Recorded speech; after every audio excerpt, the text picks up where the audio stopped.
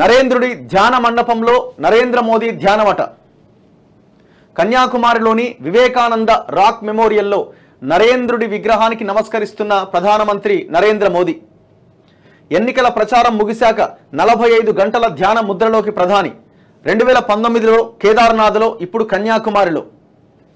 తుది దశ ఎన్నికల ప్రచారం గురువారం సాయంత్రంతో ముగిసిన నేపథ్యంలో ప్రధాని నరేంద్ర మోదీ కన్యాకుమారిలో 45 గంటల ధ్యానానికి కూర్చున్నారు. అంటే శనివారం జూన్ 1వ తేదీన 7వ దశ పోలింగ్ అయిపోయేదాకా ఆయన ధ్యాన ముద్రలోనే ఉంటారన్నమాట. గురువారం సాయంత్రం తిరువనంతపురం నుంచి ప్రత్యేక హెలికాప్టర్లో కన్యాకుమారికి చేరుకున్న ప్రధాని మోదీ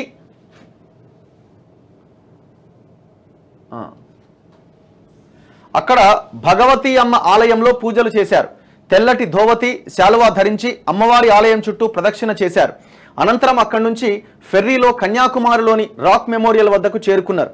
ఒకవైపు బంగాళాఖాతం, మరోవైపు హిందూ మహాసముద్రం, ఇంకోవైపు అరేబియా సముద్రం, ఇలా 3 సాగరాలు కలిసే సంగమ స్థలి అది. 1886లో రామకృష్ణ పరమహంస నిర్యాణం అనంతరం ఆయన శిష్యుడైన వివేకానందుడు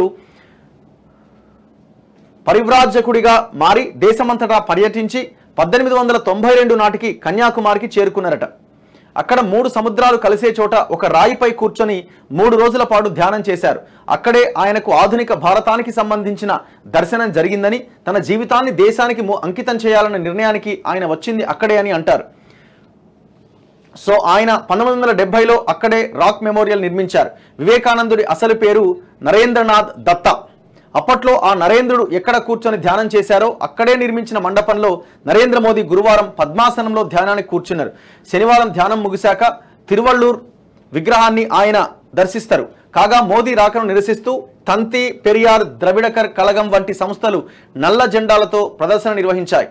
ఎక్స్లో గోబ్యాక్ మోదీ హ్యాష్ట్యాగ్తో పోస్టులు వెల్లువెత్తాయి. ఈ నేపథ్యంలో 2000 మంది సిబ్బందితో పటిష్ట భద్రతా ఏర్పాట్లు చేశారు. మరోవైపు కేంద్ర హోంమంత్రి అమిత్ షా గురువారం తమిళనాడులోని పుదుకోట జిల్లా తిరుమయం ప్రాంతాల్లో ఉన్న పురాతన సత్యగిరీశ్వర్ ఆలయానికి సతీ సమేతంగా వచ్చి ప్రత్యేక పూజలు చేశారట.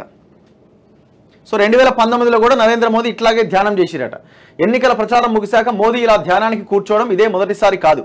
2019లో కూడా మే 19న తుది దశ పోలింగ్ జరిగిన తర్వాత మే 18న ఆయన కాషాయ శాలువా ధరించి కేదార్నాథ్లోని రుద్ర గుహలో 17 గంటల పాటు ధ్యానం చేశారు. ఇలా ధ్యానం చేయడం కూడా ఒక రకమైన ప్రచారం కిందకే వస్తుందని, ఇది ఎన్నికల నియమావళికి విరుద్ధమని, ప్రజల్లో ఒక వర్గాన్ని ప్రభావితం చేసే ప్రయత్నమే అని, కాబట్టి మోదీ ధ్యానానికి కూర్చున్న ఫోటోలు ప్రచురితం కాకుండా అడ్డుకోవాలి అని విపక్షాలు ఎన్నికల కమిషన్కు విజ్ఞప్తి చేస్తున్నాయి.